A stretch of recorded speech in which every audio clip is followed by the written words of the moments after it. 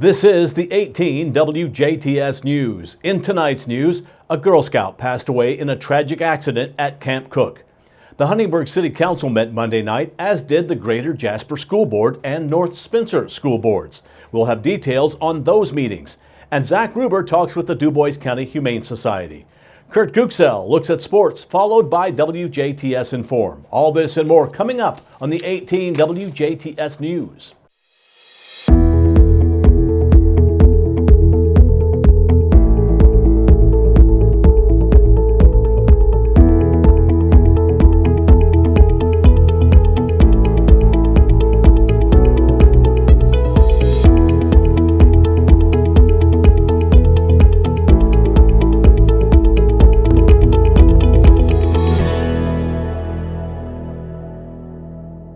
Good evening, I'm Bill Potter with the WJTS News.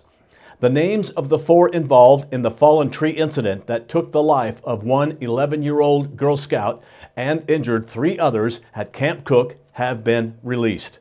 11-year-old Isabel Meyer of Jasper has passed away due to injuries she received during the incident yesterday.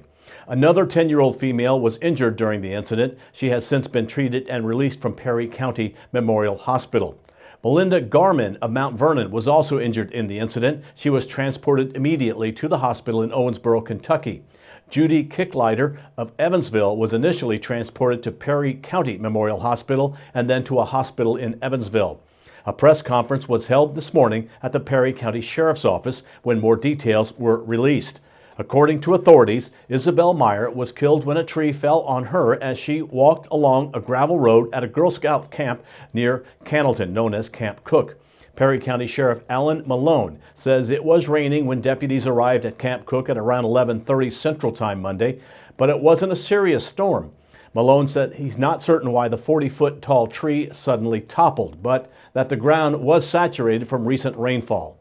Officials said Tuesday that the 2 women remain hospitalized from injuries related to the tree falling, while the 10-year-old girl was treated for a hand injury. Girl Scouts of Southwest Indiana say the Camp Cook, along with the Ohio River, has been closed and that the entire Girl Scout family mourns the loss of one of their girls. A crash involving a semi-truck took the life of a Holland woman Monday afternoon. Indiana State Troopers Adam McBeth, Curtis Blunk, and Nathan Kern investigated a fatal vehicle crash that occurred on State Road 161 near Holland. 86-year-old Mary Boozy of Holland was traveling south on State Road 161 when she crossed into the path of a northbound semi driven by 54-year-old Robert Lifford of Switzerland City, as she attempted to merge eastbound onto County Road 1200 South, resulting in the crash. Boozy was pronounced deceased by the DuBois County Coroner's Office. The Indiana State Police was assisted by the DuBois County Sheriff's Department. The city of Huntingburg is set to suspend recycling operations at the city's First Street location at the end of the month. Voted on by the Huntingburg City Council last May, the move is due to the little revenue and high cost the city site would require. Initially, the location offered to recycle at a time when little options were available. In the years since, the county has created 8 optional recycling sites for all the residents of DuBois County. Carla Striegel-Winner, director of the DuBois County Recycling and Solid Waste Department, was on hand Monday night to answer any questions the Huntingburg City Council might have had about the use of the county sites. While all 8 sites are open, the citizens residents of Huntingburg can find many options close to home, from the county site within Huntingburg at 3969 South Elk Creek Road to sites in Holland and Ferdinand. However, these sites are for residents, not businesses. Huntingburg residents should expect to see more information on recycling in their upcoming utility bills. For more information, you can go to the Recycling and Solid Waste Management's page on the county's website, duboiscounty.in.org. In other council business, the discussion continued on an ordinance providing for a residential tree limb and yard waste disposal. At the previous council meeting, they approved the purchase of a timed gate and security system to help stop the issue of illegal dumping. The city's limb yard is meant as a service for Huntingburg residents, and with any service comes abuses. It was previously estimated the city spends about $50,000 a year in time and dumping fees. Turning the Limb Yard into a gated site with security cameras, the city hopes to curb the illegal dumping and catch the culprits. For any ordinance to be effective, it needs to have some teeth. Last night, the Huntingburg City Council discussed the fee structure as part of a future ordinance in the issue. After some conversation, the council agreed that the fine should be big enough to deter potential abuse. For the first fine, abusers will be charged $100. For the second, $250. In addition, as part of litigation, the culprits could find themselves responsible for reimbursement costs to the city to clean up and manpower.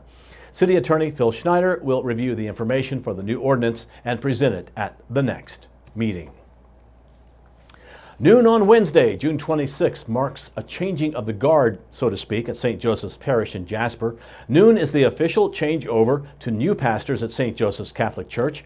Father Ray Brenner and associates Father William Traylor and Father Jerry Pratt will concelebrate Mass at St. Joseph Catholic Church in Jasper at 8 a.m. on Wednesday morning. The community is welcome to join in this farewell Mass. The parish salutes their service and support of the parish and our community. Father Ray was named pastor of St. Joseph on July 2, 2002, and recently celebrated his 50th anniversary of ordination. Father Traylor has served St. Joseph for more than 8 years, and Father Jerry arrived 14 months ago. Father Ray and Father Traylor will officially retire at 12 noon on Wednesday. Father Pratt will accept his new role as administrator of Resurrection Parish in Evansville, and Father Martin Estrada will become the associate pastor at Holy Rosary Parish, Evansville. Father Eugene Schmidt, currently at St. Isidore Parish in Celestine, will become the new pastor at St. Joseph Church in Jasper at noon on Wednesday. Father Eugene will be joined at St. Joe's by Associate Pastor Father Homero Rodriguez, currently at Holy Rosary in Evansville, and by newly ordained Associate Pastor Father Andrew Thomas from Vincennes.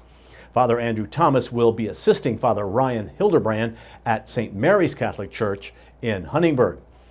A side note now to St. Joseph's Catholic Church in Jasper, effective on Sunday, June 30th. The time of the Mass offered in Spanish will move to 3 p.m. Eastern. All other Mass times at St. Joseph Catholic Church in Jasper remain unchanged.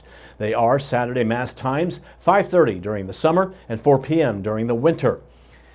Sunday Mass times at St. Joe's are 6, 7:30, 9, and 11 a.m. all in the morning. The Spanish Mass now at 3 p.m. and an evening Mass at 6 p.m. The school board for the Greater Jasper Consolidated Schools met last night to talk about the upcoming school year. The board reflected on Ray Mailing and his retirement. Mailing officially retired at the beginning of this month. Board members had kind things to say about the former principal. Ray Mailing led the Ireland Elementary School as principal for over 40 years. Projects for the upcoming school year were also talked about at the meeting, such as adopting a new reading plan for kindergarten through 5th grade and getting a new charter bus. The current 1980 bus still functions, but puts the school at a disadvantage when looking for drivers. The bus is used frequently, transporting student athletes, performing arts students, and more. The board thinks a new used charter bus would be a great benefit for the school. This new bus is estimated to cost about $140,000 and included a list of repairs.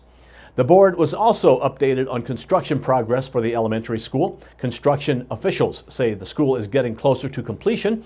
Final steps include finding playground equipment and furniture for the school. Business as usual took place at the North Spencer County School Board meeting last night.